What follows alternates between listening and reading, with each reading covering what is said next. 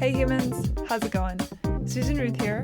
Thanks for listening to another episode of Hey Human Podcast. This is episode 113, and it is with the lovely Deb Randolph. And Deb has an extraordinary story to tell. She has experienced abduction her entire life. Pretty well, maybe not as a baby, but as far back as she can pretty much remember. And she was willing to tell her story on Hey Human. She is well into adulthood now, and the experiences continue still. What really struck me about Deb when I met her the first time was her openness, her kindness. She radiates a warmth that is undeniable, and it really drew me in, and her story truly drew me in. So yeah, it was exciting to get her on the program to talk with me about everything that she has seen and heard and felt. I grew up very interested in these kinds of things, the idea of aliens and UFOs and all that. Grew up in a house obsessed with science fiction, and I remember reading a book by Whitley Strieber called Communion that scared the living daylights out of me. That seems to be more on the negative side of the stories that are told about alien contact. I don't know whether or not it's a real thing. I think it's certainly very real for the people that experience it. I myself have had some pretty inexplicable experiences. I have seen a UFO. No other word to describe it other than an unidentified flying object. It behaved differently than how any normal, logical, sensical craft should behave. And there was a few of them actually in my experience. So do I believe that there is life on other planets? 100%. I believe that. Do I believe that they have made contact here on this planet? You know what? Most of the time I actually do believe that, other than the fact that sometimes I think, why in the world would they waste their time with little pesky humans? I don't know. But it seems like story after story after story is familiar to itself. And in fact, I have to say that Deb told a couple stories, and after we were done with the interview, she and I continued to talk, and there were a couple of things that she said during our conversation for the podcast where my mind was being blown, because I was thinking, oh my God, I've seen that, or I've experienced that myself. It's very, very interesting. So I very much enjoyed the conversation. What a lucky me I am. As far as the Hey Human stuff, you know, if you are a regular listener, you know the drill. All the social medias, Hey Human Podcast, and of course, heyhumanpodcast.com. Lots of links on the link page. There's a storefront now, and there's a Hey Human poster that's super cool, and all that stuff helps support Hey Human, along with the Amazon portal that is on the main page of the website. Rate, review, subscribe, do all the things. Spread the word. I appreciate it. All right, here we go. Deb Randolph, Hey Human Podcast. The truth is out there. Hello, Deb Randolph. Welcome to Hey Human. Hi, how are you doing today, Susan? I'm doing well. Great. I'm so glad you're here. Thank you so much for having me. Yeah, I learned about you from the Fortune Telly show. Right. That Susie, is it Kerr does? Is that her last name? Kerr, right. Yeah. She's a kick. Yeah, she's cool.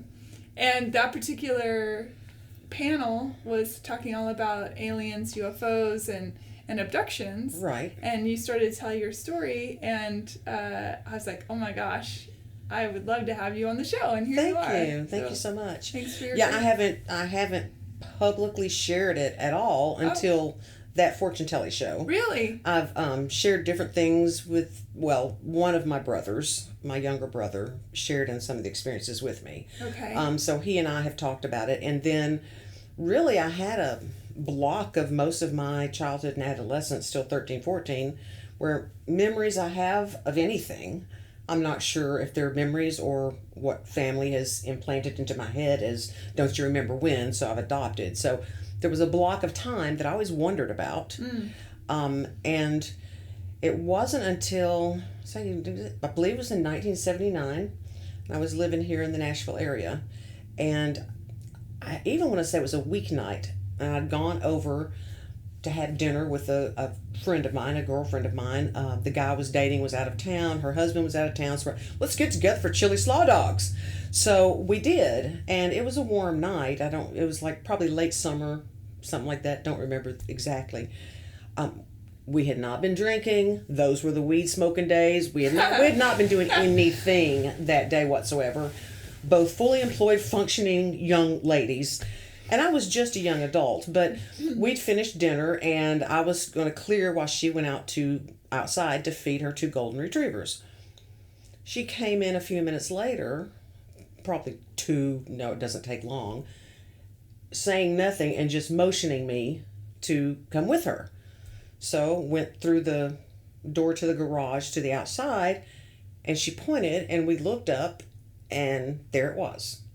There was no denying. It was as though there were large trees in the backyard. I can still envision it. And we looked up, and there was this big object with flashing lights. It was clearly a UFO. There's nothing else it could be. It wasn't a distant object where your mind plays tricks and, it's a weather balloon or this.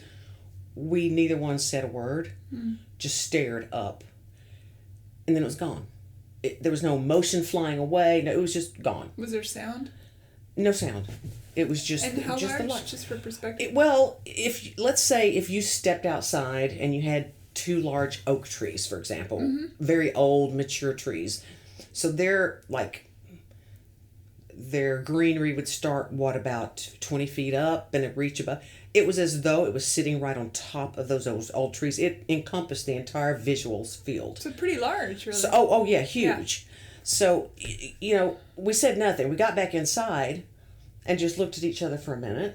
And she said, few explicit little words were exchanged. I won't deny that. We didn't know what to do. We were at a loss. We were just young teen. I want to say I might have been 20 at the time. I'm not sure, but very young. Mm-hmm. And we had no clue what to do. And I said, well, do we call the police? We looked at each other. No. They'll just think we're a couple crazies. They'll think you're on the pot. Yeah, or what are they going to do? Right. And then so logically we knew there's nothing they're going to do. So we sat there a couple more minutes, and she said, I'm going to call my parents. I said, okay. So, at the worst, they'll think that we've been partying and it'll be done. Family's safe. She called her mom and dad, and talked to her mom for a second, then got her dad on the phone. I believe is how it worked. That's irrelevant. But he said, that's the oddest thing. He said, now, have you called anyone? She said, no, we thought about the police. He said, don't bother. He said, we just talked to your sister about 15 minutes ago. She saw the same thing. Her sister, at that point in time, lived in Atlanta. So about 15 minutes prior to what we saw, she saw it. And now it's 3.5 hours by driving from here. Right. Which would make sense, though. Mm-hmm. That's 40 minutes by plane, 30 minutes by plane. And 15 minutes by UFO makes logical sense for me. That's why I need to get to Seattle next month. So even if it was a different one, the fact that it happened so close together with 2 blood sisters. Mm-hmm. That is really fascinating. How could you deny something odd happened? Sure. That was when something clicked in me that I knew it wasn't the first time. A few years later, I had moved down to Birmingham, Alabama, and I decided I'm going to go see a shrink about my lost years. I thought, why not? I want to know why I had blocks of time. And what year was this? When I went to see the shrink, that was probably in the early 80s, something like that. We had 2 sessions. He did, the second session, he did a hypnotic session, had a colleague with him. I guess the whole doctor-patient, don't be alone when you put somebody under for anything. And I came out from under. He said, do you remember anything? I said, all I remember is when my younger brother was born, they brought him home from the hospital, opening the door, and me wanting to take him because I thought he was going to be my baby. I said, that's all I remember from our session. He goes, okay, well, let me tell you, we don't need to see each other anymore. There's nothing wrong with you. And things will just start coming back to you in time. You might see something when you're shopping. Something may happen here and there that memories will just start coming back to you. He cut me off. So I thought, okay. That's interesting. So he didn't say, all right, you said this, that, or the other. He shared nothing. And his colleague was gone. His colleague had left by the time he spoke to me about it. Huh. I remember the colleague coming in the room. Mm-hmm. I didn't know that I would be able to be hypnotized, to be honest with you. I thought, well, give it a whirl, what the heck. Was the colleague there by the time you came out of the trance? Still? Yeah, he was walking out the door as I started coming through, getting my balance back. That's interesting also, in a weird way. That seems odd, but anyway. Yeah, I thought so. Yeah. But he was right. Things did start coming back to me. I always had confusion about my intuitive gifts and my encounters, to the point that even just several years ago I was asking people, so is there a difference in aliens and angels? Is there? And they go, well, I think so. I've had long conversations with my younger brother who, as I said, I believe experienced the childhood things with me. Unfortunately for him, his memory is very clear. He doesn't have blocked out memories, and it's messed him up. We're completely different. His emotional balance is one that sort of comes and goes at times. He's made some choices that are not the healthiest. We'll just leave it at that. It's his business. Does he have PTSD, do you think, from... I think he does. I think he also probably has depression, various things. And from these experiences, or just in general? I think that the experiences, because his memory was so vivid, and he still to this day views them as painful, negative type experiences, though I've tried to talk to him about it from a different point of view, and I've tried to do some energy healing on him and things like that. He's got it set in his head that it was cool, but it was weird, and it's painful, and they still come to me, and he doesn't like them. It's still active in his life. Right. Well, it is in mine as well, yeah. But, for me... Before you start, you're about to say, this is really interesting to me, because when I saw you at that lecture, or at that, whatever you call it, that group or whatever, there was another person on stage, a man, right, and his experience, like your brother, was really, I would say, dark and negative, and he's very angry and all that, and yours was very, you seemed very joyful and lovely about it, you were fine with it, and much more on the light side of things, right? And I went to both of your Facebook pages, and I noticed that you were on your Facebook, you're very welcoming and loving and open and very, all people, whatever, you know what I mean? And then I went to his, and it was not that way. It was the opposite. It was kind of hateful, and there was sort of some racism there. Yeah, and I said I've not looked at his Facebook page. Yeah, and I'm not going to mention his name. No real reason why I haven't. Yeah, but I thought that's really fascinating that somebody that's sort of already... Is it one feeding into the other? Is it that do you know what I mean? It's very fascinating. I keep saying fascinating, but I don't know what other word no, is. And I can understand that, because I know when he and I were talking before the program had started, I think it ruffled his feathers a bit, because I had told him that I did not have negative feelings about it, even though I believed that when it started, I had no say-so because I was so young. But he said, well, then you're not a, quote, abductee. And he used some other word for it, as though his experience had been more real than any of mine. Or anyway, I sort of got the feeling that he didn't think we were, like, in the same club. I'll just put it that way. But for me, when I was younger, I always felt the need to take care of my younger brother. From the time, like I said, when he was born. He was 4 years younger than I was. I had 2 older brothers, sibling type stuff going on. But I always was very protective of my younger brother. So even to the point when we were very young, we slept in the same bed. And I remember one thing I have come back to me is I was afraid to go to sleep. To As the a point child? as a child. Even in high school, once I do have memories, I'd go to sleep and I didn't know if I'd wake up. I don't know. I never quite knew what I was afraid of. I just knew going to sleep was not something I wanted to do. So I would just lay in bed, and my dad taught me as a young girl, if you just relax. Relaxation, if you can't sleep, is very healthy and will at least help if you just lay here and relax. I think he knew I'd eventually fall asleep. But I believe because my younger brother and I did, share that bed as little ones, that he also was taken when I was taken. But as memories have come to me, I remember they would tell me something wasn't going to hurt. And it was all a mental exchange. It was not like you and I sitting here speaking. And they were telepathic. Right. And I had no reason not to believe them. Mm-hmm. My parents, it seems that I knew my parents knew this was happening. I don't see how they could, because the bedroom was right next to theirs. I'm sure that I said things at different points in time. My brother said things to your parents? Yeah, about what had happened. I mean, sure. Every child does. My brother also reminded me, I used to think it was a recurring dream.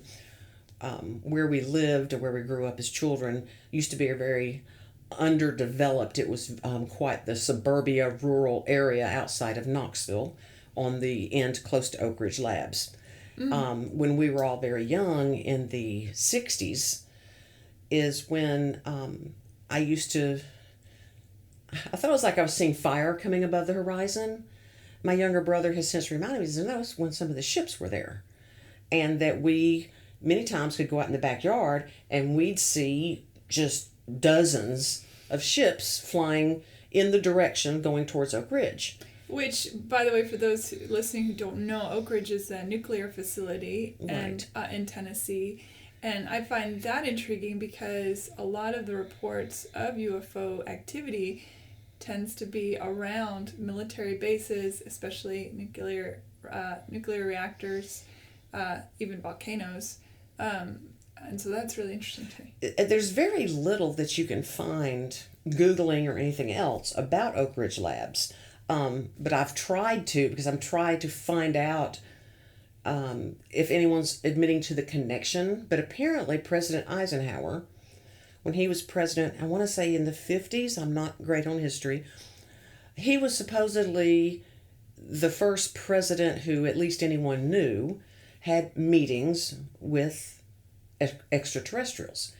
And that was, I can't remember what the experiments that were done at Oak Ridge Labs, but my dad was studied there. Oh yeah. By the way, he had a fellowship there.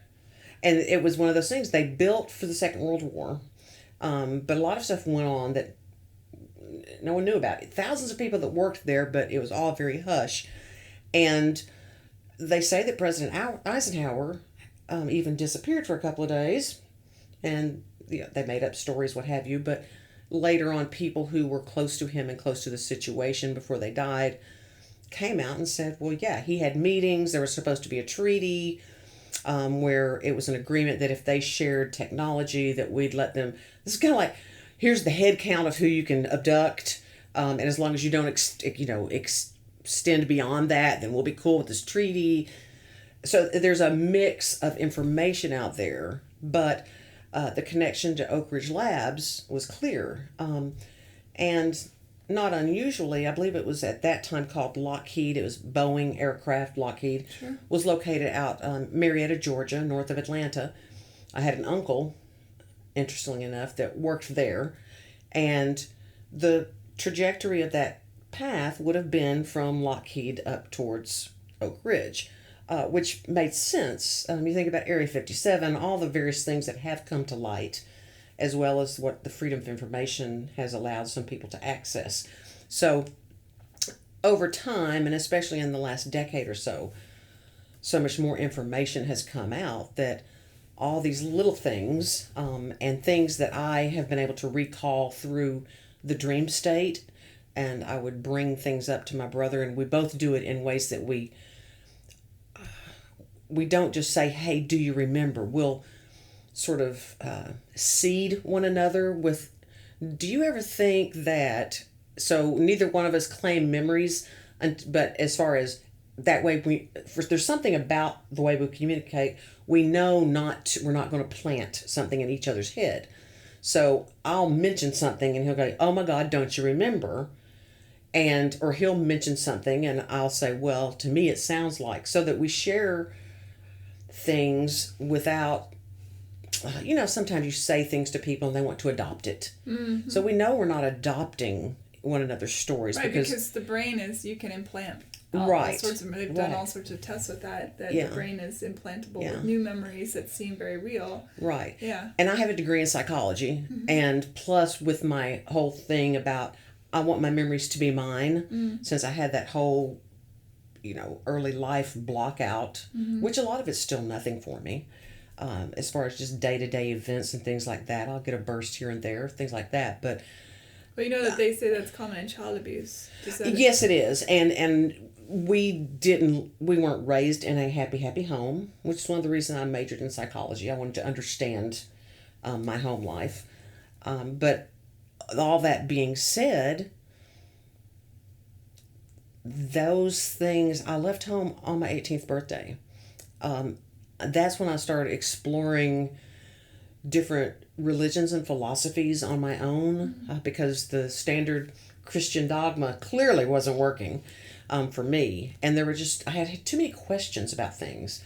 But by the time I was 18, I'd already come to understand that what went on in that household was not who I had to be.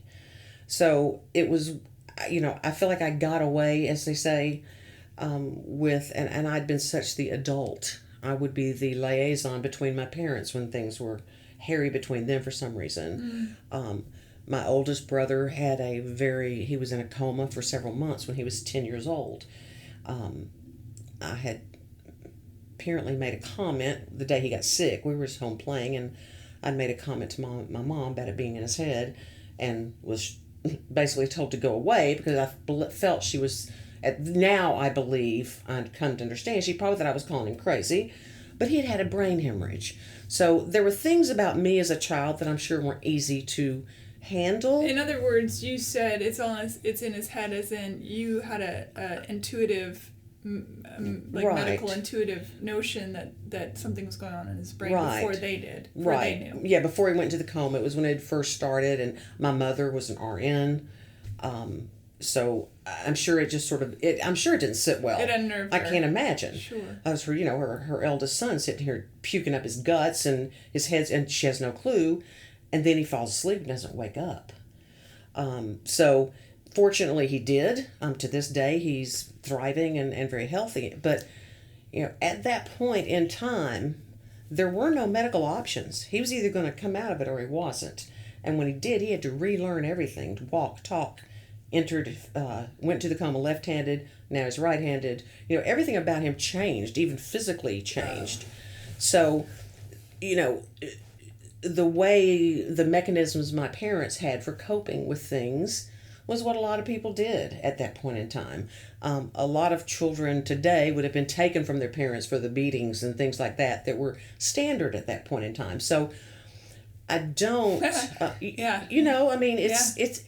okay. They did the best they could with what they had to work with. But as I said, that is not something that, as for, my brother possibly, yes, he was in the home longer than I was. Your younger brother?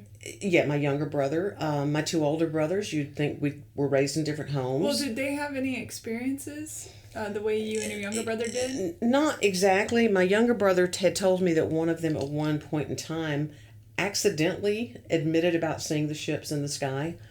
But they're the type, they don't talk about stuff. The way we were raised was what happens in the home stays in the home. They have lived their life that way. That's what they've chosen to do. That's their thing. Me, on the other hand, I'm all about open up because you're not alone in any of it. I'm a big fan of being open myself. Yeah, so hopping back to the night that you and your friend saw the ship, and that her sister also saw a ship. Did you two then talk about whether or not that experience continued on in her life? Have you stayed in touch with her? Do you know oddly enough, that was probably less than 6 months before I moved to Birmingham. She and I were more friends because our guys were friends type thing. So no, I don't know what's happened to her. I don't know if she's had more experiences. I did continue to have experiences once I was in Birmingham. Also, my intuitive gifts and healing gifts, things like that, were expanding. I was starting to, I could focus on something and watch people morph in front of my eyes. And the funny thing about the aliens, though, was I'd gone to see a movie, and it was a strip shopping center. And so parking lots, pretty well there. And we come out of the movie, and it was one of those parking lots where the parking spaces were not straight and parallel. Everything was angled. So you'd have angles down one row, then the angles down the next row would not quite, you couldn't slide from one parking space to another, technically. If you backed up and went straight back, you wouldn't hit another parking space, right? A bunch of us come out of the movie. It was an afternoon, a weekend afternoon, and a lot of people's cars were not where they'd left them. So you see people walking around the parking lot going, I parked there, but now my car's over there. And cars had been shifted, vehicles, trucks, whatever, had all been shifted.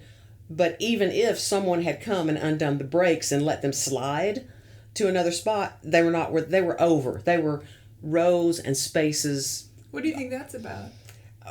Somebody had a little realignment thing. It was one of those things.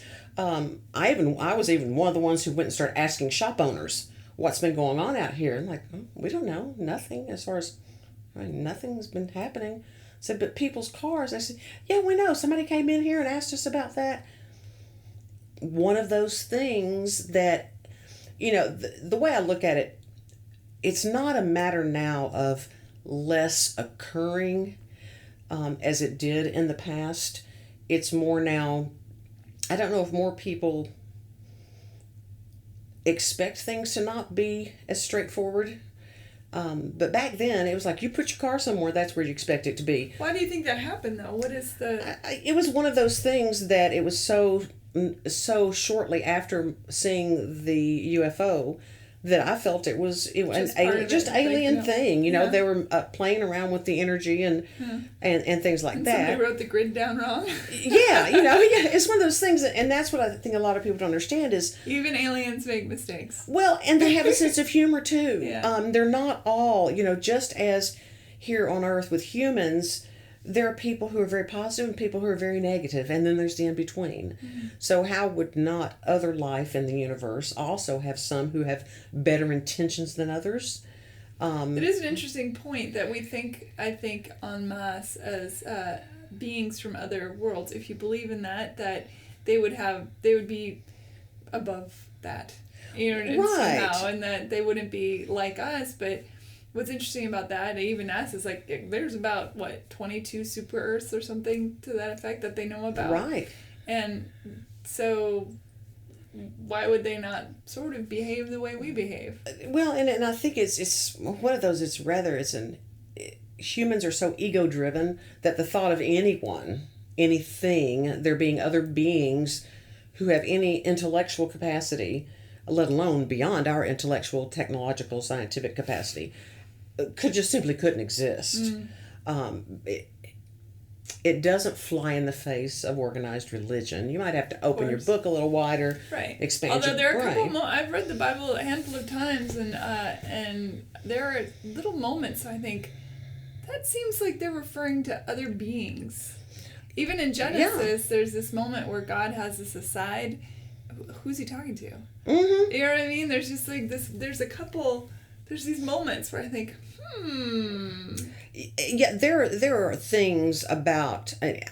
I'll share one with you, and this is one that I don't think anyone's just come right out and said it because, especially shows like Ancient Aliens and things like that, they push those boundaries. They bring up a lot of questions that people have about things, but they dance that fine line, probably because they have to.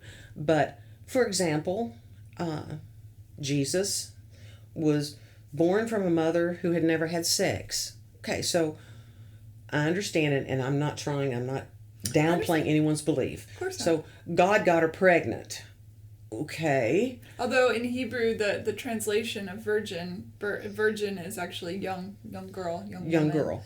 But, so the language is a little skewy there. Well, we had that issue with it as well. Yeah, sure. But for all intent and purposes, it seems to be the general belief that Mary had never had sex before she got pregnant. Right. Just point blank. Right. But yet the lore. Yeah. Yeah, but she got pregnant because it was a divine intervention and well, if we look into more current times and we think about the fact that there have been people and who say that part of the certain aliens' agenda is to implant fetuses and to breed hybrid type, people, so to speak, then you take that back historically to how people viewed things way back when.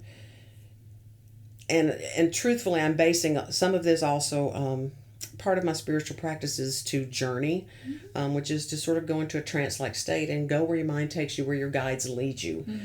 One time, it led me to see Jesus. Now, my first thought is, and I asked, why you? I mean, why me and you? Because it's not like you and I have a close relationship. I mean, I respect and appreciate you as a person, and I know you did wondrous things when you were here, but it's not like I'm in church every week. And the response was, why not you? I said, well, this is true too. I'm as human as the next person. God said that to Moses when Moses said, why me? Yeah. God said, well, why not you? Why not? I mean, you have a good heart, you care about people, you're all those things that Christians are supposed to be as far as the kind of person. And just to spare all the visual experience and stuff like that, what it came down to was I received the message that, for your consideration, what if Jesus were a prototype? What if the gods that some people looked at back then were from other places? And what if they had implanted to create the first alien-human hybrid? Say, what if Jesus was 50-50? And he was a prototype of sorts. It would explain his extremely wonderful gifts of healing, of insight, of intuition. Of course, keeping in mind, the Bible always said he didn't do anything the rest of us couldn't do if we allowed ourselves. Now, that I believe is a given in the Christian belief system. If not, I apologize. But by the same token, the message I received was the timing was bad because people either hated him and feared him, or they loved him and worshipped him, and no one saw that he was there to be an example of what everyone should truly strive to be. And that's why his time was short-lived. That's why his demise was not quite what he thought it was going to be. But that's just a thought that I have not heard point blank put out there. It's interesting. It doesn't diminish what he did. It doesn't diminish the goodness of him or by any, but it does for me somewhat explain why it could be the timing was off, because people's abilities to grasp that he was there to teach them, that they could learn to be, and that it could have been an advancement of our humankind population. You're making me think Mr. Rogers is a hybrid. Maybe. I mean, I believe that. I watched the documentary that just came out, Won't You Be My Neighbor? And it's excellent. But it's funny, somebody in the movie, no spoiler alerts or anything, but someone in the movie refers to him as Christ-like. He certainly embodied Christ consciousness because of his peaceful, caring, and loving nature, and everything he was about. And when I was in the beginning of the film, as I'm watching, I thought, my God, he's like Jesus. The whole time I'm thinking that, and then somebody in the movie actually says it's his son. Actually they actually refer to him being Christ-like in their own way. But his son says, it's kind of intense having a father who's Christ, who's like the second. Coming. It's amazing because one of the things that I put out there a few years back, actually as a Facebook post, was how would you feel if you learned that you're descended from aliens? I'm fine with it. And that's the thing. And again, the jury's out for me. I don't know if it isn't. It seems to me that if we exist, then 100% absolutely on other in other places other people exist, or things, or creatures, Sure. or whatever they are, however they've evolved. In my own personal belief system, and I don't expect anyone to believe me or not believe me, it doesn't really matter to me. Right. And I won't ever know for sure or not, but it seems logical that if it is possible for them to get to us, first of all, I'm like, why bother? We're not that interesting. But secondly, if they are scientists or philosophers or whatever, and they had an opportunity, I know if I had the opportunity to leave this planet and go to others, I would do it in a heartbeat. Well, to explore and Absolutely. learn and So the curiosity and the adventure. Yeah, the logic side of me, it makes total sense. My father and I have this discussion quite a bit, actually.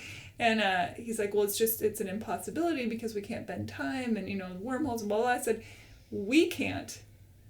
That is true. We can't.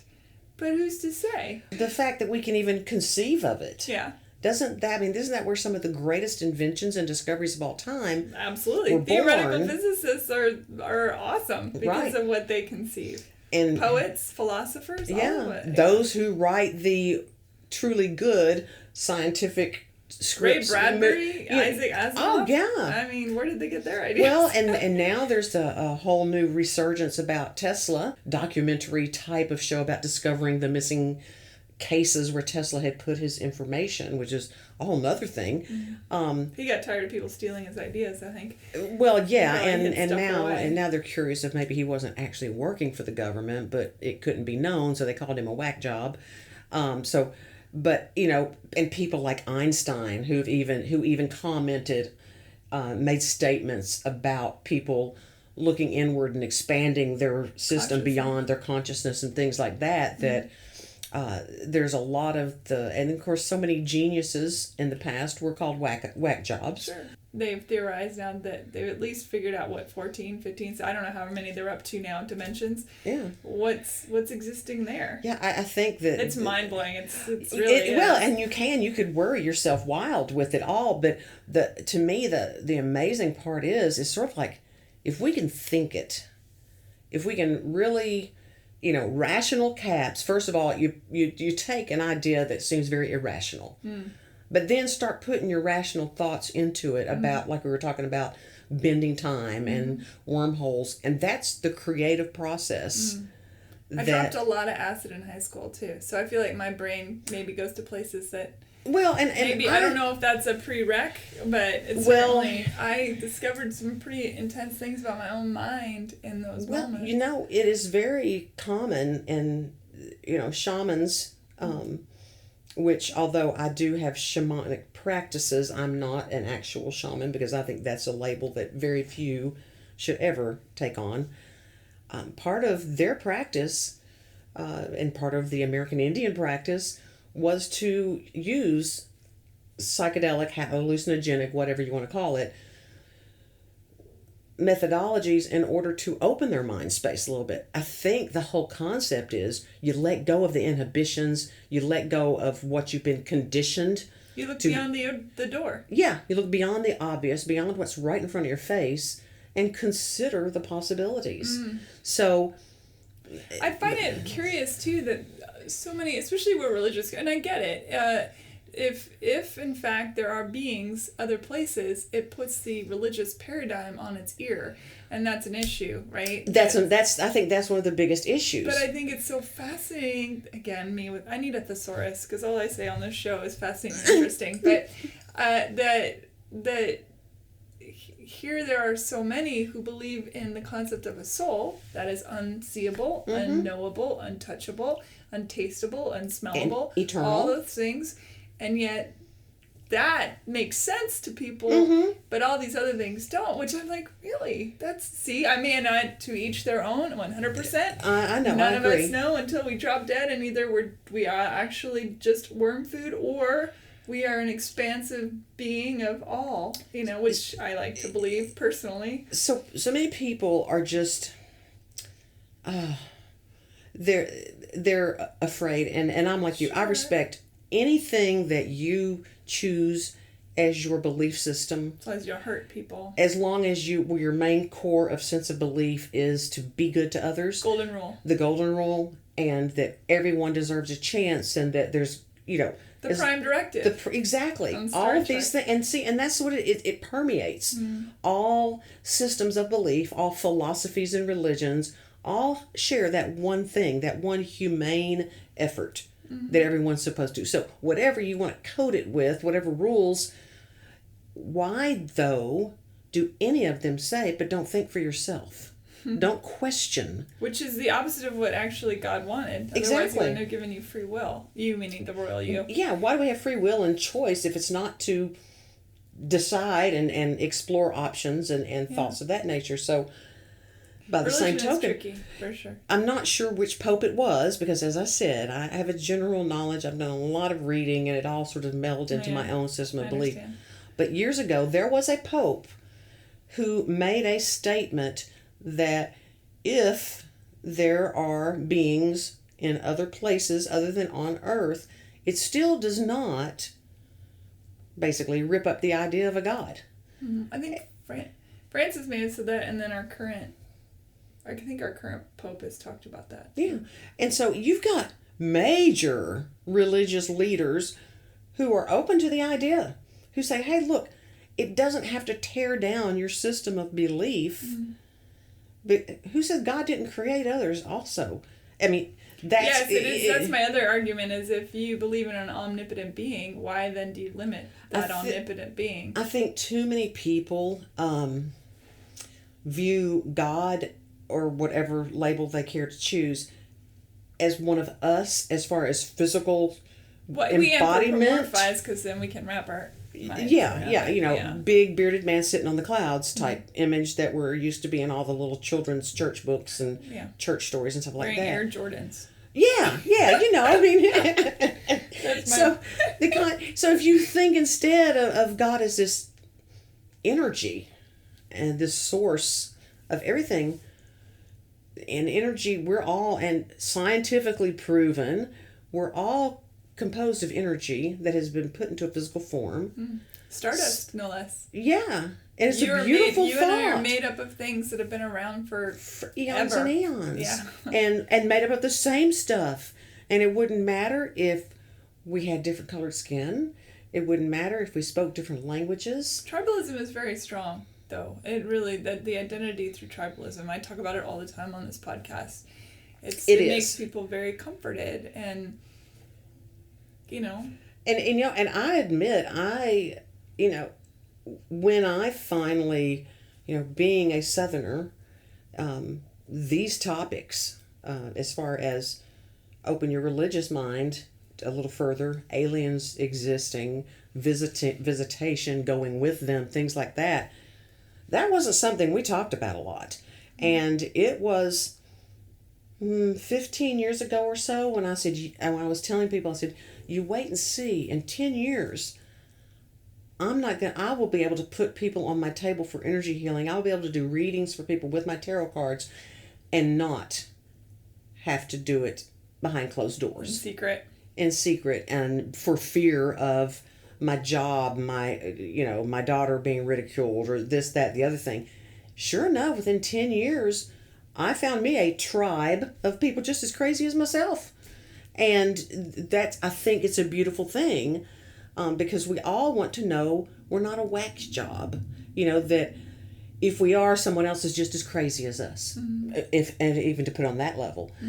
So it took me a lot of soul searching and exploration and things of that nature, because as a younger woman, I questioned my own sanity. Well, and it's funny because I have some friends who, when I talk about things that I believe in and they talk about things they believe in, they immediately say, oh, that's the devil's work. And I find that really intriguing, and only that in order to enslave a person, you let them know that their gifts and their connection to all things is limited, and that if by chance they've somehow tapped into all things, that they are on the side of evil. Because otherwise, they may not need you anymore, right? Oh, precisely. And if they don't, if you're the head of a religion, any religion, and suddenly the people who have been following you get that they are also made up of all, mm-hmm. then they don't need you anymore, then where does that put you? So it does, certainly the ramifications of people in power making sure that the common, quote, person, the everyman, doesn't catch on. So it's true. What is, Christ ran around saying, like, y'all you gotta do all of this stuff. Well, and that's the thing, too, is for it to get to that point of being more of a shared thing, as opposed to Christ. I said say Jesus. He wasn't Christ yet when he ran around saying all that. As opposed to people saying, do as I tell you, and dominating, for them to have to take a position of, I will share my knowledge with you because I've experienced this which you haven't, and maybe you'll share with me what you've experienced which I haven't. And how dare it be that we all actually grow together, right? Because that goes against so much of the organization of which is religion, politics, everything. It is unfortunate. It's, again, back to the golden rule. Hurting people doesn't seem like a very good plan of action. Yeah, and that was my whole experience, that we were talking about the difference, that views that people take on having experiences with extraterrestrials. Mine, they've helped me through my life. I've had near-death experiences. I've had terrible ailments. I've had things happen to me I should not have recovered from. I've had insights that I don't know where they came from. And that's why I started having those questions about angels and aliens. Is there a difference? So, confessing my full whack job, the counsel I call on when I channel and I read for people and things like that, I'm a mouthpiece. Yeah. I don't have a world's breadth of knowledge. My counsel's comprised of angels and aliens. So, yes, some of them have never taken a physical form, the angels. Some of them have, and have just been around, their souls been around and been on many different geographic locations. And those would be what I would call my aliens, just because it's A and A. But, they're otherworldly beings. Mm-hmm. Your face is you have a face that is reminiscent of the sort of stereotypical, it's sort of long. Your eyes they're shaped very alien-esque. And I find that intriguing as well. Have you ever gotten that before? Especially when you smile. There's something about when you're smiling that you're reminiscent of images I've seen that people have reported beings looking like. So that's kind of trippy to me. It's funny because I've had in different lightings, there was a guy I dated years ago that we'd been dating for a month or two, and finally one night at dinner he said, "Why do your eyes look different at different times?" I said, "Was it maybe the eye makeup I used?" He goes, "No." He said, "Something about your eyes, they change." When I was in high school, I was a regular church attendee, and we were at a camp, and one of the adults of the youth group said, "You're a chameleon. Your look changes." And I said, "Yeah, well, it's just, I have I said, I have no answers. I am who I am. I have," which makeup helps and keeping my neck and face out of the sun, I have a pigmentation on the sides of my neck and my upper back, which I've had as long as I can remember. Doctors tried to say it was that thing that Michael Jackson had. Yeah. You know what I'm talking about? Vertiglia. You know what I'm talking about? The pigmentation. Yeah, I was going to say impetigo, but that's no, wrong. that's an infection. Yeah, I know what you're talking about. Yeah, I don't know the different lighter, darker pigmentation. Yeah, there's also a fungus that heat and sun causes, and you can fix that. Well, a couple of decades ago, something like that, I went to dermatologist again because things had advanced. They took a biopsy. They did all the testing they could, and finally came back and says, "Well, we don't have a name for it." I used to, in my 20s, tell people, "That's just my alien remnants." we didn't talk about stuff. It was a joke. So yeah, it was almost like I had some sort of little reptilian type thing there. Now, oh God, the reptilians are bad, but I don't know. But it's just one of those things. I don't know. I've had a versatile appearance, I suppose. For me, it's your eyes. It's really about your eyes. Interesting. Really. So let's go back a little bit. Sure. What is the first thing you remember having experience with them? Well, not counting the I was going to ships. say that was the first actual, conscious at that moment experience. Contact. Oh, contact. Gosh, what age? Probably. Trying to do the math. I want to say 7 or 8. And what happened? It was just one of those things where children who were a little bit different, that they took us to find out why we were a little bit different. I was one of those great in school type little girls. Anything below an A was not acceptable. I didn't have to study. It just happened. That's when I took up music. My parents would give her something to do, type thing. So children who were considered, quote, gifted. By the other beings? Well, or in general. In general, the schools. If the schools had designated, we might let her skip a grade, or different things, or for some reason she gets around other kids and their tummies don't hurt anymore. Just different little oddities about a kid.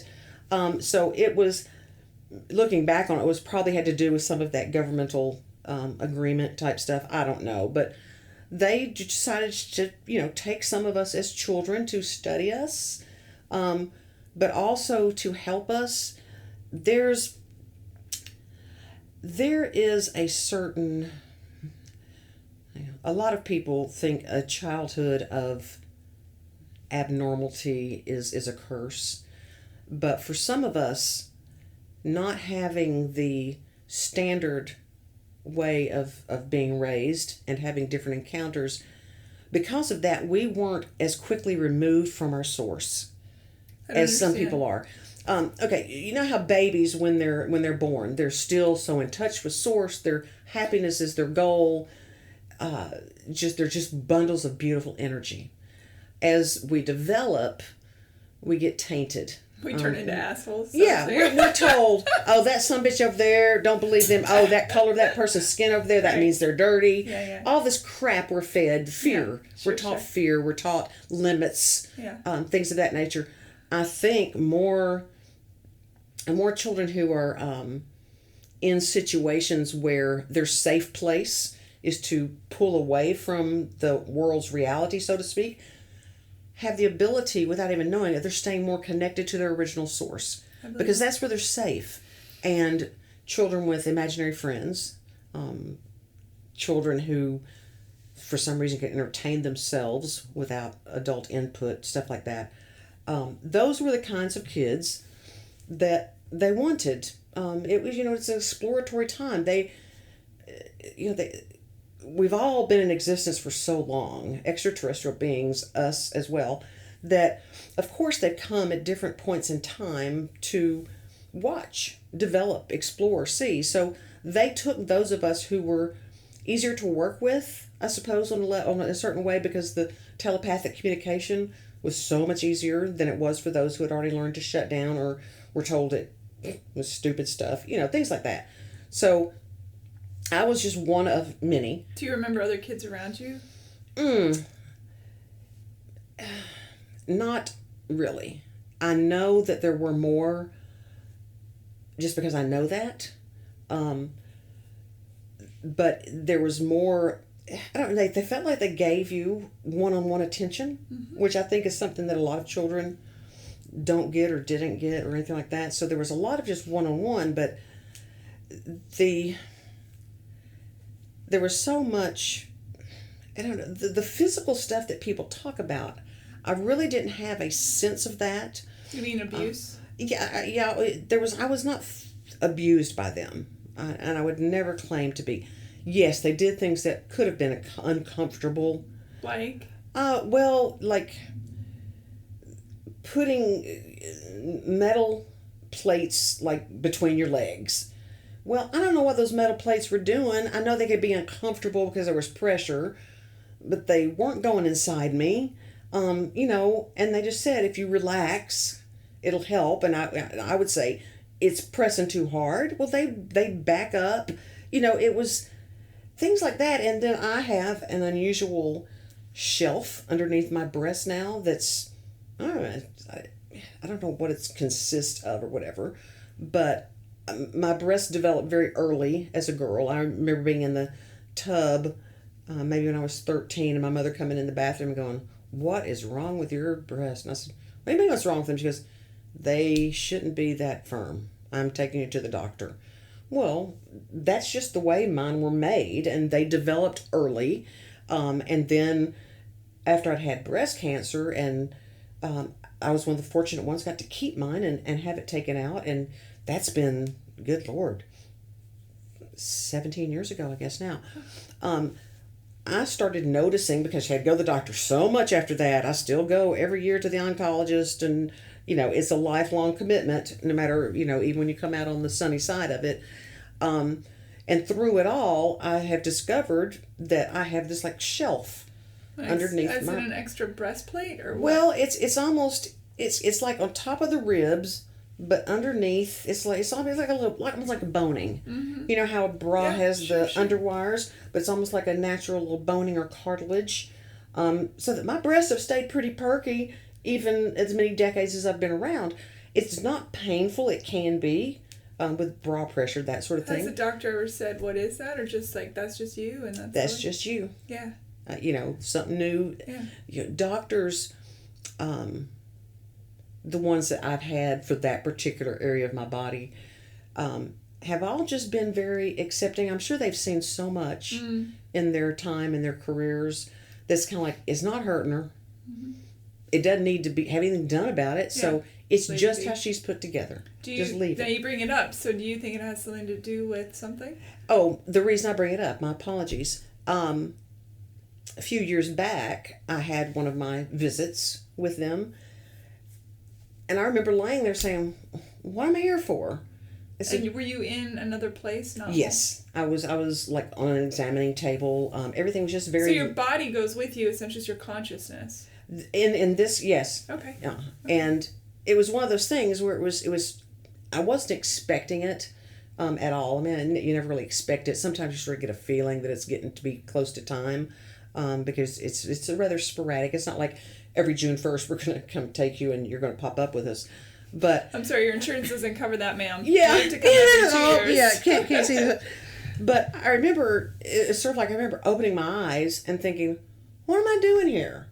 And there was two of them, and they said, we want to check and make sure everything's okay with your breast. And I said, oh, okay. I'm at this point that so many people handle them, whatever. And they checked that ridge. They didn't check the actual boobs. It was checking the ridge. And they checked it, then poked around a little bit. And I said, well, what do y'all think? I said, yeah, it's good. Did you ask them what it was for? No. And they said, we just want to make sure it's Now, why don't you ask what it's for? Because I think in the moment, the fact that it's kind of like your thought processes are not functioning as they might otherwise. Mm-hmm. I've thought about that. I've wondered, so why didn't you ask them why they put it there? But to me, it's almost like I already knew they put it there because it's a way of keeping them uplifted a little bit longer. It's more of a protective mechanism. Maybe to keep you from getting a recurring cancer? Or? Very well could be. My cancer was up high. It was, you can see the scar just right there. So it was very high, my cancer was. So it was also, according to my doctors, I didn't realize there were types of breast cancer. I knew there were types of cancer, but also types of breast cancer. The kind I had was only 1% to 2% of any breast cancer that it's ever been found. So it was very odd breast cancer to begin with. And, it's sort of like they've done a few things here and there that have done nothing but help me. So were those beings that were checking on you the same beings that were talking with you and dealing with you when you were little? Do you remember if it's the same all the way through? Are these like an immortal species, or are they just like... There's different ones for different things. For example, the ones when I was little, they were much more of the, I don't know, children's experts, if that makes sense. How do you mean? They only dealt with children. What do they look like? They were, yeah, the ones I see are so much more humanistic than many. Ones I've encountered the most are, I'm not sure for the word, there's labels for them, but I don't know what they are. Taller, thinner, humanoids. I mean, yeah, the facial features are a little bit different, but and I don't know if that's something they do with my head to where, so that it didn't freak me out as a kid. They're just like tall, thin people, as far as from a child's point of view goes. The ones that I was talking about that I saw within the last few years, they're darker. I see sometimes I see some that'll be in my room, and I think they're more the little shorter, what people might call grays or what have you, because they dash around a lot. They dash. But those who spend time with me, so to speak, that might appear in my doorway of my bedroom, checking on me, something like that, they're very tall. I mean, like their heads barely fit under the doorway, if they do, and sometimes they have to bend over. So it's like they're long and lean, which I'm obviously not. So you look like me. Yeah, more like you, but they're more like and people, some of them are blonde, some of them are dark haired, some of them have no hair. I guess it's something I should have paid more attention to over time, but to me it was the experience that I was having more so than the physicality of it. And that's what I'm saying. There's so much of a spiritual component to how they have helped me, and they've made sure that my memories came back in time. They didn't, I was not prompted to share.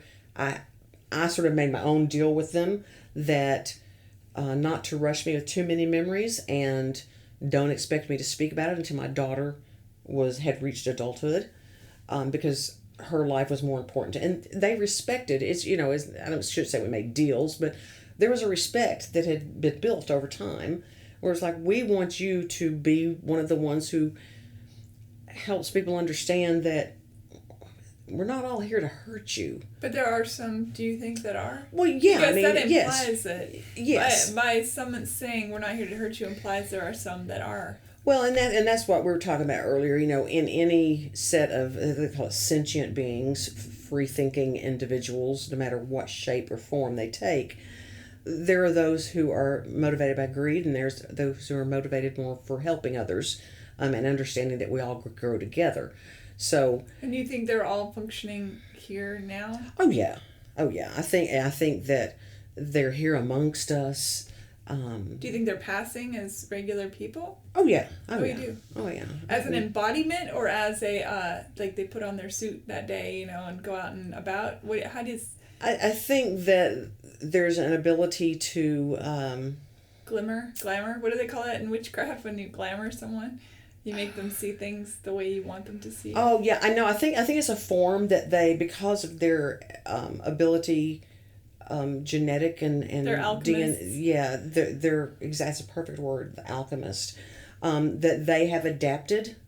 Plus, as we were talking about earlier, being a descendant of, there's a lot of us who are a combination, and there's some who are much more aware that they are, and some who have not yet been sort of switched on, so to speak. But yeah, they are amongst us. There are the greedy ones amongst us as well, and I think that's where more and more people need to start trusting their own intuition, since everyone has it. That gut feeling of something's not quite right here. Trust it. If something's not quite right, it's not quite right, because the manipulation is not.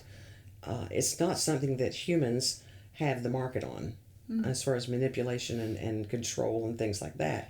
So why this planet? We're, out on this little arm in the middle of nowhere. Like, who cares? It's not just this planet. That's right. The thing. But I understand that, but why this planet? It seems like we're not very old. We mess up a lot. We certainly haven't quite made it past the tribalism and the war and the, treating each other pretty crappy. And that's part of it, is because there's, and plus our emotions. There are some places where emotions are not very well understood. They know it's sort of like technically yes, but as far as experiencing, no. We're still a very emotional race. Our emotions dictate so much.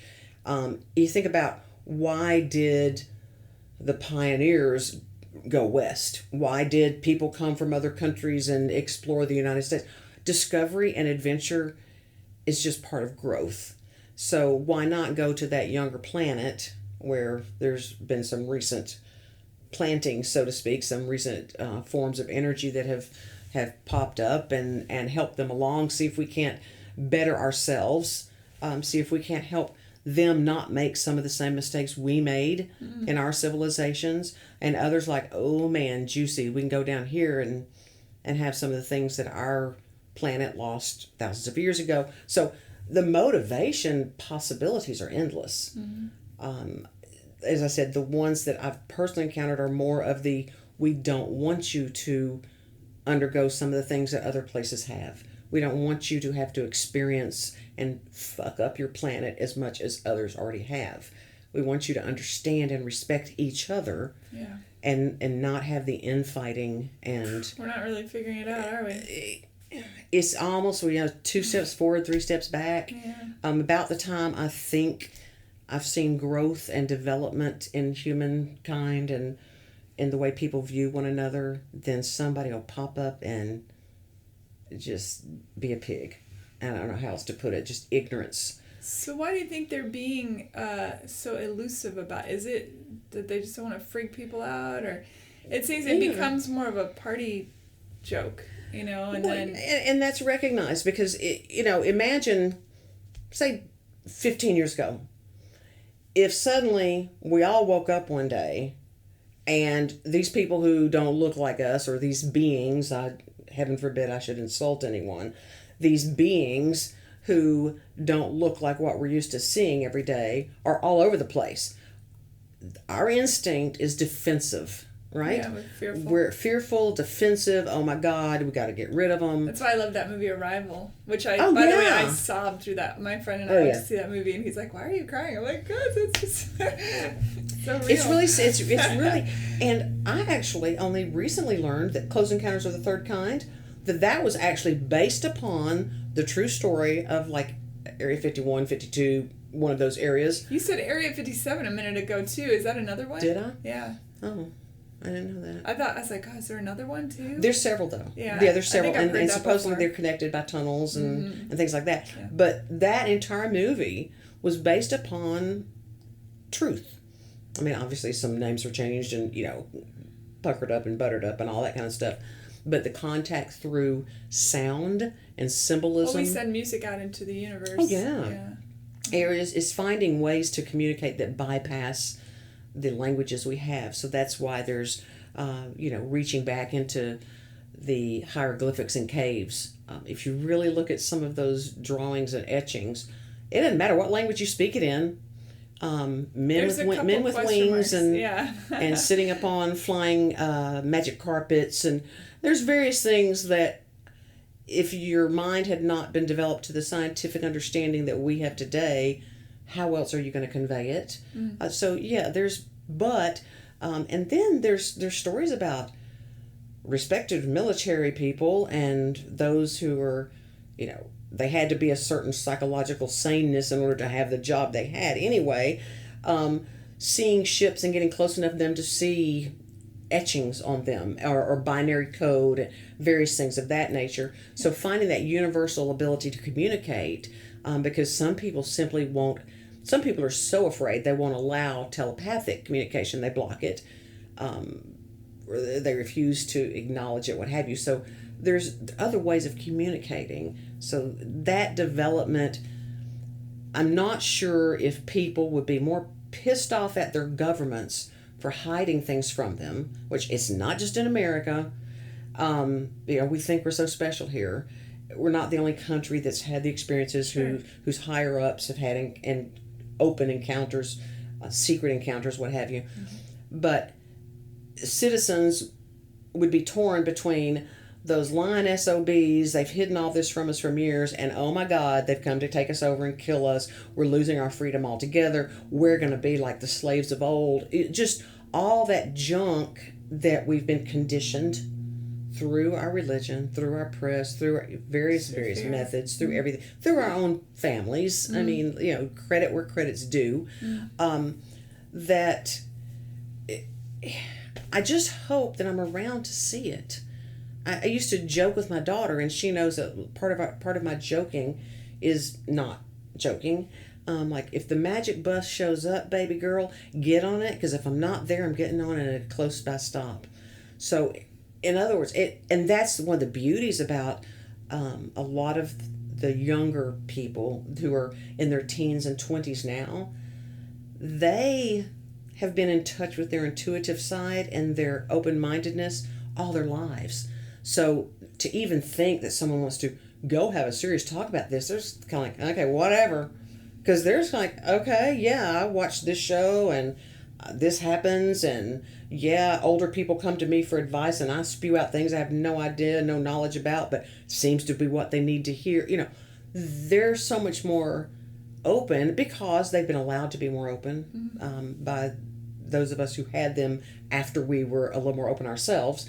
That the beauty of that, of seeing them so willing to accept, but yet there's still that taint that you can't escape just by being here. Yeah. So I just hope that, the time comes. I mean, I believe I'll see it one way or another. I'd like to physically experience it, where the openness can truly be that way, and you don't have to worry. If I were to sit here and say, Susan, I'm going to tell you something, I'm only 25% human. I'm 75% alien. If I were to tell you that as a statement of fact, who's going to show up at my door? It's not going to be somebody wanting to talk about it. It's going to be somebody wanting to put me somewhere or to mess. You know what I'm saying? So even at that level, people can't accept it. Mm-hmm. So why would anyone say, yeah, I just, this is the look I got, and not what I'm used to, but hey, it's all right. In the beginning of this podcast, the first year, right? I'm trying to remember what episode it was. I want to say it was somewhere in the early 20 episodes. I interviewed William Puckett, who's a UFO researcher. So he's a retired meteorologist. Oh, wow. And now he takes all that knowledge that he had as a meteorologist and he tries to prove or disprove. And the reports he gets are, from all over the world. Wow. And he was a really fascinating guy to talk to. He had some experiences with the Men in Black, he said. Mm-hmm. Oh, yeah, yeah. He himself had never experienced an alien, but or extraterrestrial or whatever. And but one thing that I found when I was researching after I spoke with him, so many astronauts and pilots have experienced aircrafts, and I found that extraordinary. And the fact that many of them the astronauts especially, talked about how when they would come back from missions, they'd be shuffled off to Buffalo before any news could ask them. Debrief. Yeah, the debriefing. Mm-hmm. And I was with my friends last night, Andy and Ren, shout out, and we went to dinner, and we were talking on the way home about you coming over for the interview, and we started talking, and I mentioned the fact that I had done that research, and I have not seen this, but they said to go back to the TV conference, the news conference after the first moon landing, and they said watch their expressions. Think about if you've been on the moon and you come down, and how excited you would be, and these guys look really depressed and bummed out. I said, if I've seen it, I'm sure I've seen it, but I just don't remember it.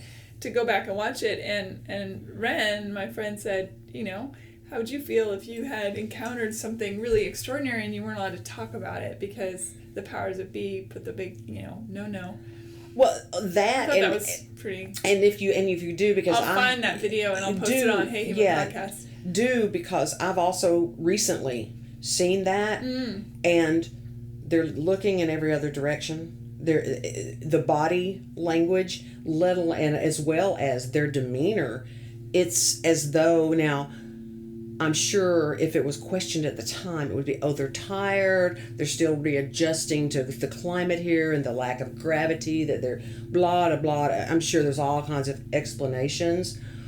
As far as I'm concerned, they probably had to drug those guys to get them to be so flat and brainwash them. God knows what they did to the poor astronauts, as far as not only instructing them and threatening their families or what have you.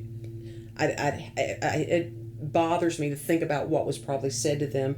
The return from such an astronomical event. No pun intended. Yeah. And interestingly enough, the only one that ever occurred, as far as landing on the moon. And so with people. Yeah. As far as actually mankind putting foot, which brings another question of the realism of it. But then you look at other astronauts. Do you think we landed on the moon? I was a young girl, and all I remember about that event at the time it occurred was my entire family, all 6 of us, gathering in my parents' bedroom and laying and sitting on the bed and the floor to watch them walk. Now, it was a big thing. Mm-hmm. That's all I actually remember. Over the years since then, when stuff has come up, I've questioned it. I actually watched. There's a show where they do a show about. They try to break. Can we? Oh, what is? What show I'm talking about? Where MythBusters, where they try to reenact anything using today's modern technology, let alone what was in existence at the time. They talk about certain shadows in the filmage and stuff like that. Depends on where your mind is at the time There's all sorts of questions, radiation and supposedly the plans were lost. That there's like all these weird sort of things and I mean I don't have any reason to believe it didn't happen. But I am surprised how many people I know who are convinced it didn't. Well, and I can understand that position because. If it did, why did it only happen once? It's very expensive. It's the life. I mean, considering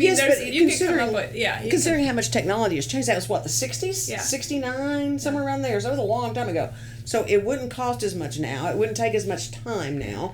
But we also now have people who have given stories about the dark side of the moon. It's not just a Pink Floyd song.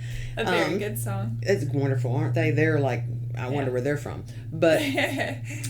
that there are bases on the dark side of the moon and that the United States and other countries are a large part of that. And people are taken to that dark side of the moon. There's underground, all kinds of interesting stories. So many things from some pretty there are things that I believe that people tell me where I have no reason to disbelieve what they're saying. These people are very honest and true. And some of these stories are coming from people who would know. Yes. Who, because of their position and their access to information. I was on the plane coming back from somewhere, California maybe, and I was sitting next to a woman who said she was from the defense. She had been at the Defense Department for many, many. She was retired. Wow. Retired military. Her husband was sitting across from her in the aisle from her. And we got to talking, and I was curious because, anyone can tell you they're from anywhere, especially on a plane. But I've read a lot, and so I kind of dropped some things into the conversation, and her responses were exactly what it should have been had she been from the Defense Department. And at one point I sort of flippantly said, oh, well, what happens when the aliens, come and try and overtake the planet? And but her response was what was intriguing. She said, oh, no, we're fully prepared for that. And she, I was like, she wasn't drinking, but she didn't really go into detail, but and then here we are at Space Force, Trump is talking about Space Force, I'm like, all this stuff is so weird to me, Well, my neighbor, if you guys can hear that, my neighbor's mowing the lawn, so. Well, and speaking of Trump and something, and I'm not, I guess I'm somewhat embarrassed to say it, but I've not kept up with him. personal reasons. But I have found from watching this new show about the Tesla files that it was President Trump's uncle who was assigned by the government as soon as Tesla died to go through all his paperwork and see what there was. And oh my gosh, within 2 days, he supposedly went through these tons and years of work and said, oh, there's nothing there. For Tesla? Yeah. Huh. Who remained, Interesting. and Trump's uncle was with the Department of Defense, what have you, remained employed by but yeah, it took him only 2 days to determine that Tesla was full of crap. Nothing in his research, nothing in his paperwork whatsoever that warranted any further review whatsoever. And then here we are, several years later, with his dear sweet nephew.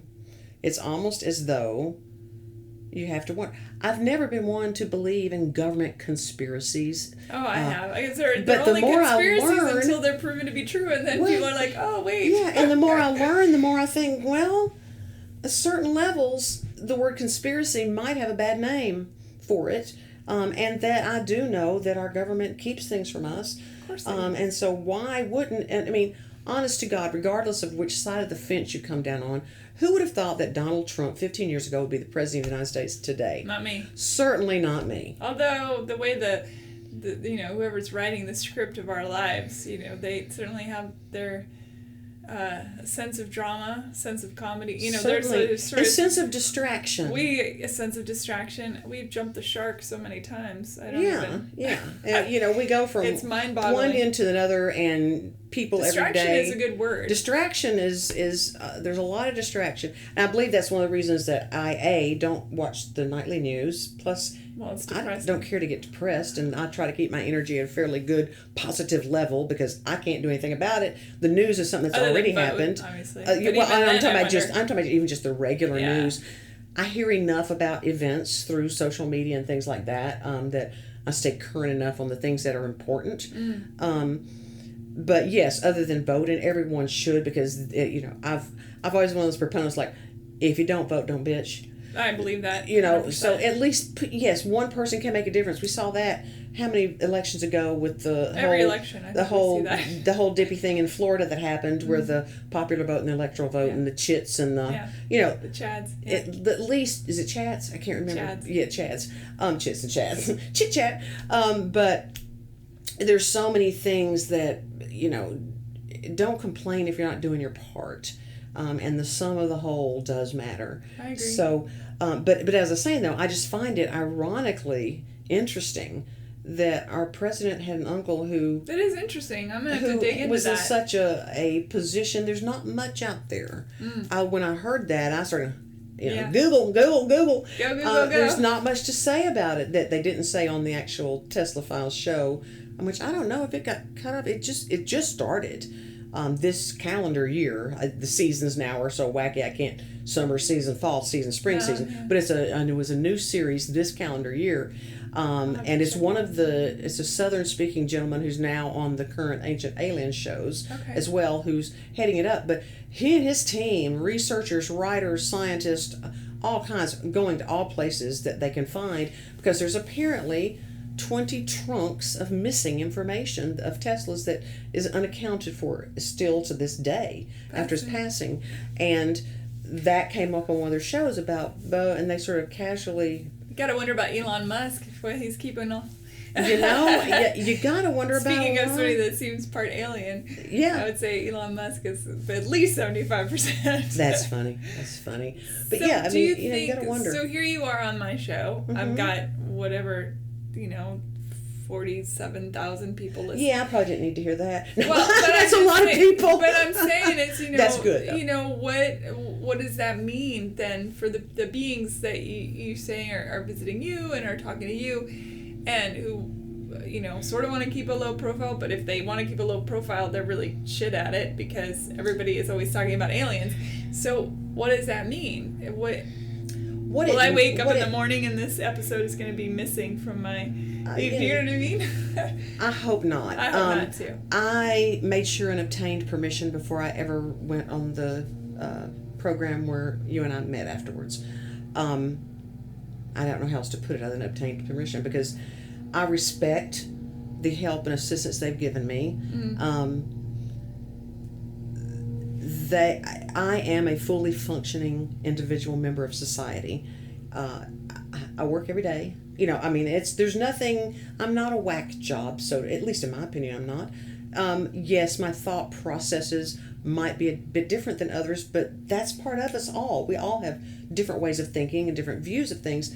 So I'm more here to hopefully present from a sane point of view that it's not, don't assume that just because someone is not born on this planet that there's something wrong with that there's good everywhere.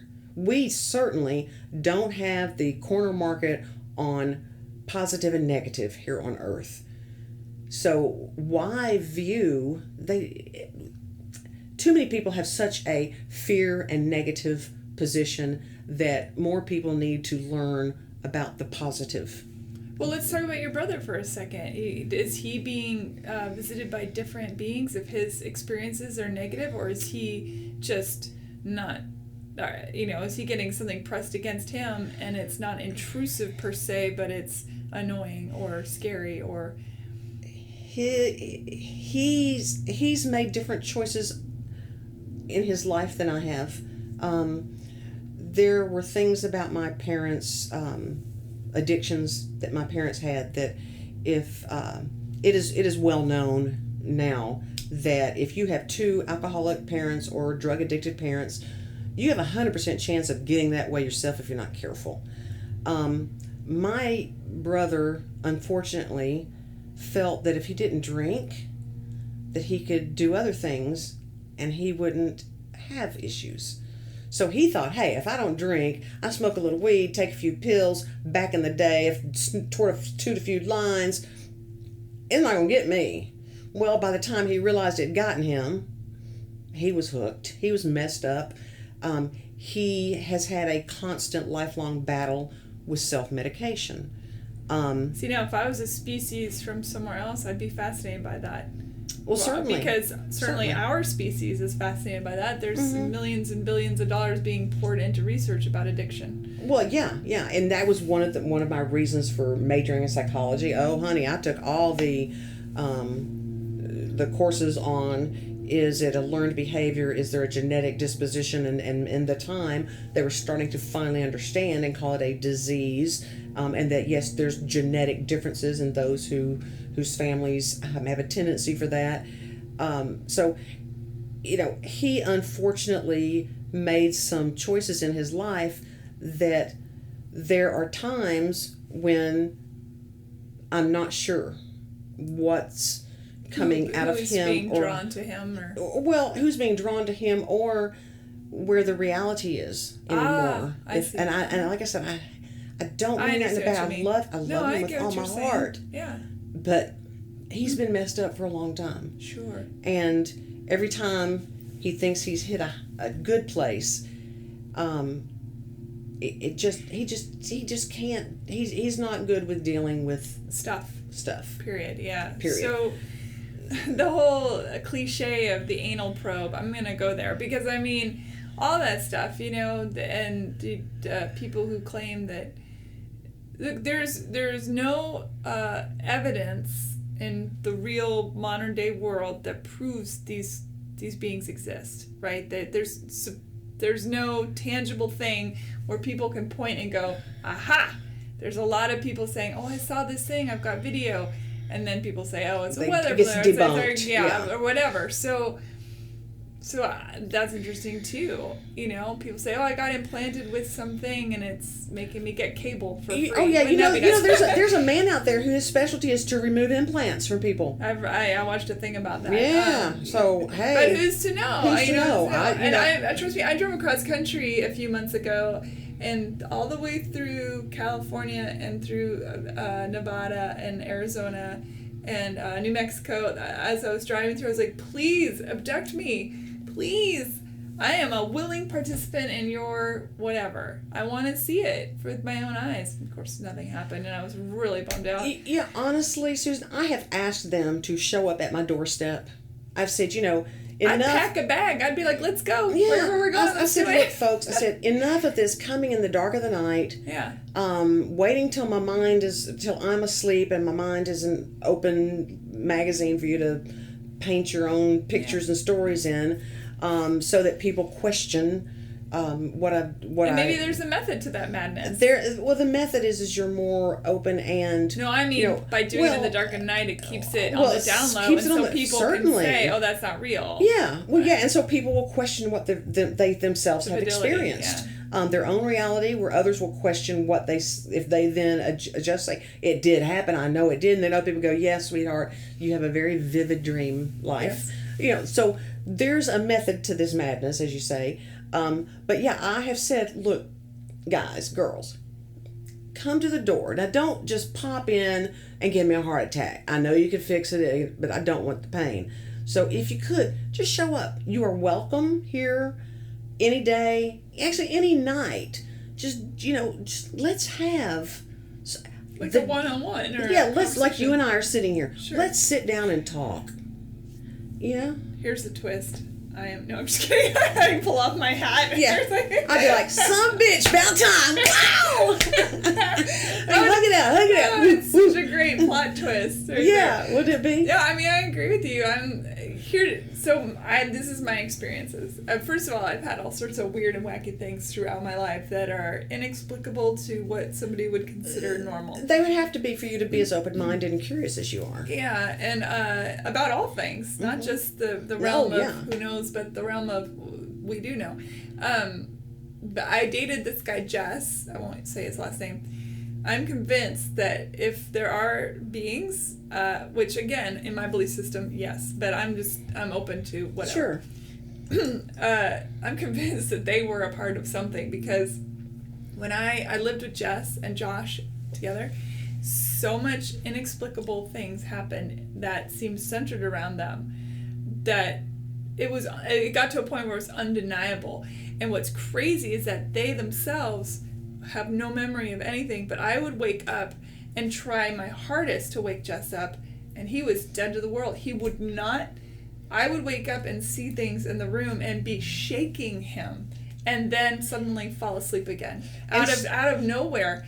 But I actually had an experience when we went to go visit his family in Wisconsin, and it was wintertime, and his parents had us in one of the rooms downstairs, and it was kind of under the house. There was like a window that was sort of on the... That house I grew up is that way. Part of it's underground and some of it's not. So the window kind of goes out, and of course it was Wisconsin. There was snow everywhere, so it was quite bright inside this room at night. That nice snowy bright. From the moon and everything. So we went to sleep. I was on the left side of the bed. He was on the right side of the bed, and I woke up at one point and I just knew. I was like, okay, I'm going to open my eyes, and there was somebody in this room. I know it with every ounce of my being, as if somebody had broken in. I didn't know what to expect, but I had a funny feeling, even before I opened my eyes, that I wasn't going to like it. But I opened my eyes, and I was wide awake. I opened my eyes, and at the foot of the bed, there was this thing. It was humanoid in nature. And I know this sounds crazy, and people listening, believe me or don't believe me, I don't care. It doesn't matter to me. But this is what I saw. There was this being. It was very, very, very tall, and it was white, luminous. Almost. Yeah, that's a good word. Yeah, luminous and wearing white. And I was staring. It was taking up the whole room. I mean, it was so tall, and I looked at it, and I was like, oh my God. And then I just had this feeling. And I turned my head to the left, and right next to the bed, looking right at me, was this little... The shorter, darker one? Yes! There you go. And what's crazy is in my brain, I was assessing the situation, and in my heart of hearts, I knew that the little one was under the control of the long one. That it was sort of doing its... Sort of like the director. The director, and that was the worker. Or the worker so bee, and that was like the commander-in-chief or something. Yeah. Then my brain went to holy shit. Yeah. Rolled over. Then you realized. Jess, who is out cold. I am like, Jess, Jess, wake up, wake up, wake up, wake up, wake up, wake up. And I am wide awake at this point. You'd have to be shaking him and stuff. I mean, I at was that point, wide yeah. awake, and it was clear that and then suddenly, I just stopped. He wouldn't wake up, first of all. I stopped, and I'm asleep. You know, like, that's the last thing I remember, so I must have just passed out again. Well, and think about it didn't feel like they were there for me, though. I don't know. But see how quickly that could happen, though. But they knew you were there. I knew they were there. They knew I was there. And the thing was, I think so insane. Is when you started freaking out is when they decided they better put you back to sleep. So, in a sense, they were there for you. They weren't there to take. See, and that's where a lot of people who get knows? confused. I don't know. I mean, I don't remember what happens next. They don't always take away. They don't always take you somewhere. But that was one of several things that happened around those boys that is inexplicable to me. Well, clearly they're one of us who have the lifelong journey and the lifelong experience, and they may or may not ever realize it.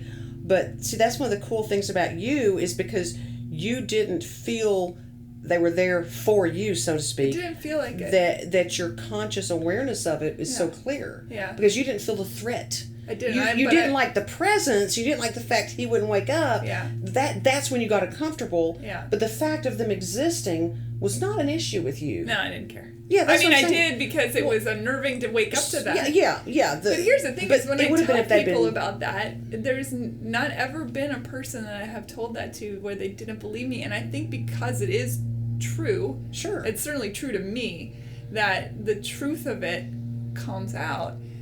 Well, you know what I mean? But it also compares what I was telling you about those super tall ones. Mm-hmm. But then at night, sometimes there's the short one at the foot of my bed that runs across. And standing in the doorway, tall and thin. And you had talked about that when you were on that panel. And what's funny is that I told my best friend Ellen the story. In fact, I was telling people about that particular story I experienced before you guys even talked. And then when you started talking, I remember my other friend Lexi turned to me and she's like, "Oh my God, that's exactly what you said." Yeah. Like, oh, no. Because I had always wondered. I thought, well, I see the tall ones and the short ones, but so many people. I think they're together. You hear about, there's this one race that's all tall. Nordic, is that a word? That finally popped in my head. Sure. I think there's some that they refer to as Nordic because they're tall and thin, and something like that, and white, very white. And then the grays, they always say the short ones. Well, if these are different species, then in my mind, I always had problems saying why do I see them both? Right. I have seen years before I ever heard about reptilians. Mm-hmm. I had very lucid dreams of a man I was dating at the time, being somewhere with him and watching him morph into a reptile. And it was about the time I was starting to question him as a potential lover, person, partner, anything to be long in my life. His motivations I was questioning. Now, so was that a psychological thing? Was that insight into something? Doesn't matter. Don't know. All I know is it confirmed for me that my suspicions of his motivation towards me was not pure. But you always hear them being separate, not as working in together. I really felt like they were together. Yeah, and I always have too, but that's why I would question. I always thought, well, maybe I'm not seeing what I'm seeing, but my eyes, like you're saying, wide open. Mm-hmm. Just I was wide awake. This is Saturday, so it had to have been Tuesday or Wednesday night. I do keep a dream journal because, or I should say a night journal, because some things happen when I'm wide awake, but the dreams within dreams type things.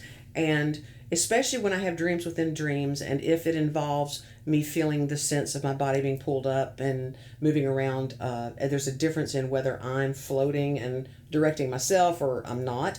And you think you wake up, but you're waking up in a dream, that dream within dream thing. Well, when I finally really woke up from this experience that I had, too detailed to get into, doesn't really matter to the idea of it, but when I finally really was awake, my eyes were wide open to the point I knew I was, but I also knew just to lay there and not like jump up and move, but open your eyes. Okay, your eyes are open.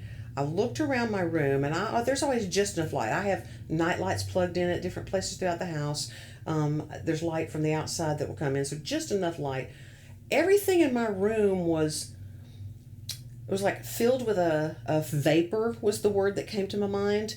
Things were distorted looking. I laid there in that same position, and I made sure, I touched my face to make sure my eyes were open, my brain was working. I just lay here, lay here, lay here, and I was on my left side, on the left side of the bed, so that I could see into my bedroom doorway. And I watched it just from where I could move my eyes around. I watched that vapor finally just fade away. I watched things, the shape of things sort of reform. The walls get their structure back, is the only way I can put it. And right when things were hitting, this is the way it's supposed to look, I saw that little person, little being, jut across from behind me, but the other side of the room, across the foot of my bed and out the door. And that's when I realized everything was physically, visually the way it should be. And that's when I sat up, and I knew better than to just lay back down and go to sleep, because oftentimes the experiences continue. So that's when I got up and walked around, literally up and down the stairs a little bit. I knew there was nothing I could find, because I knew there was no intruder, so to speak, that you'd call the police about. But I knew I had to get up and physically move around, or that dream experience thing was going to continue the rest of the night, because that's the way it works with me. But yeah, so you have, the little fella, and there are other times I'll wake up in the night, like we were talking about the tall one there at the door going, hey. And I mean, literally, I thought I heard a female say hi to me one time, and it was the tall, thin, glowing ones. And I wondered. It's like when you hear your name in the middle. Do you ever get that? Yes. Or you're just in the middle of nowhere and somebody says your name. Or when I get in the car, sometimes somebody says my name. That's where I developed my confusion between spirits and otherworldly beings, because they're all otherworldly beings, so to speak. But those that have a physical presence and those that don't, because in my life there's such overlap and interplay. And that's how I finally learned several years back that the little group that's my soul family, I guess you would say, the ones that I stay connected to the most for my understanding to call on, they're a combination. And so once I was able to intellectually accept that, I realized that it doesn't make that much a difference for me as to whether they have a physical form or not, because they've all been helpful to me, and they've worked together. And guess what? They would be happy to do that for other people, and they do it for other people. Most of us who have had a more positive experience with those who are not born and raised here don't speak a lot about it, because it's not theatrical enough, I suppose. There's not enough, oh my gosh, did they anal probe you? Did they, like that man not who was without dinner first. Like the man who, yeah, exactly. Hey, we worked up to that. Not like the guy who was on that panel where you saw when he was talking about what they did to him, and I brought up the idea of soul contracts. Yeah. That's an interesting other level to it. Yeah, and he's obviously where it's written down, and that's when I said, well, let me put on my lawyer hat for you and tell you can have a contract without it being written down. So, and they can also have open-ended clauses to them, and let's get on to the basics of what a contract is, because in my mind, he clearly didn't understand what it was.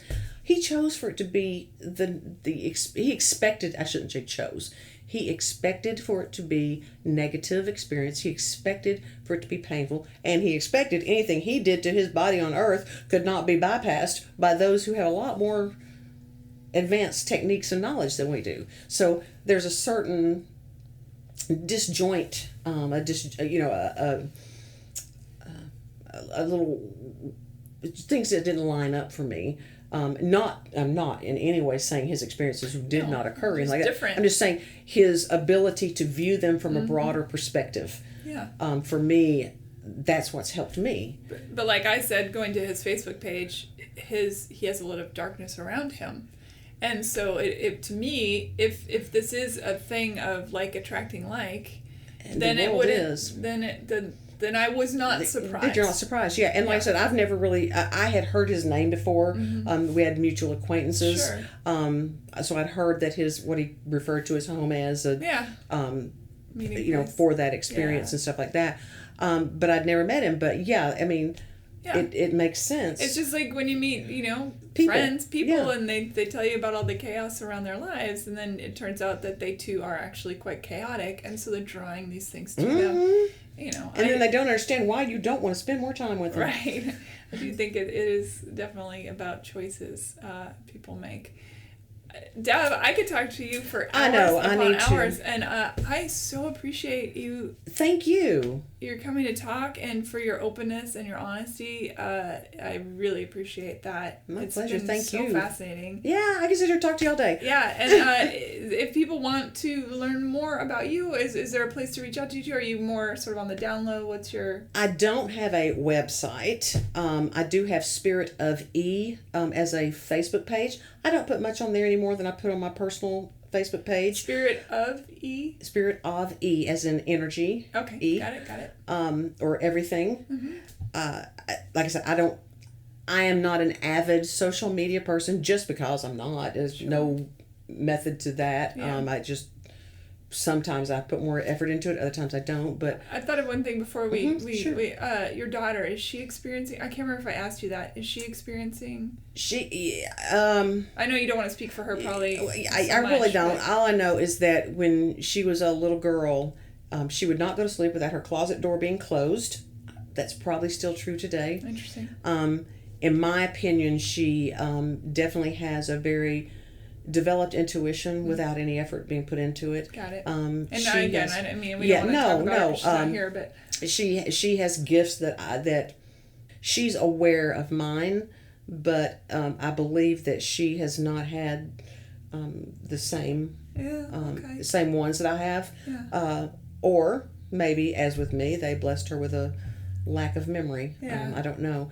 I tried to make sure they knew she was off limits, so to speak. That I should be enough, and that it's up to her. Yeah. I've always felt that it was up to her as to whether she chooses to actively develop the gifts that she has or actively pursue anything else. Fortunately, the young gentleman that she's involved with is a very open-minded young man. That's good. They're both well aware of who I am, inside and out. They don't seem to think I need to be put away anywhere. Yeah, I find that the world is a lot more interesting if you're just open to possibilities. And that's the thing, and that's what I was saying earlier about the people in their teens and 20s and even early 30s now. The openness is just natural. And that's why I said it's hard for me to speak for those who are in that, especially in the 20s age group, which is where my daughter falls, because everything's so natural for them that there's kind of like, why do you find this an interesting topic? Because there's aliens. We know that. I mean, it's just like, I don't know why everybody questions it. Yeah, the world would probably freak out if they just showed up and started being at the supermarket with you and they didn't look like you, but they all, but the belief just seems to be a given. Yeah. So I think the experience, therefore, is quite different as well. Yeah. Deb, thank you. Thank you so much. I've loved hanging out with you. Yeah. Thank you. Bye, everybody. I'll put lots of links because I feel that this episode especially warrants it. So they'll be at heyhumanpodcast.com on the links page. Thank you, everybody, for listening. Yes. Nanu.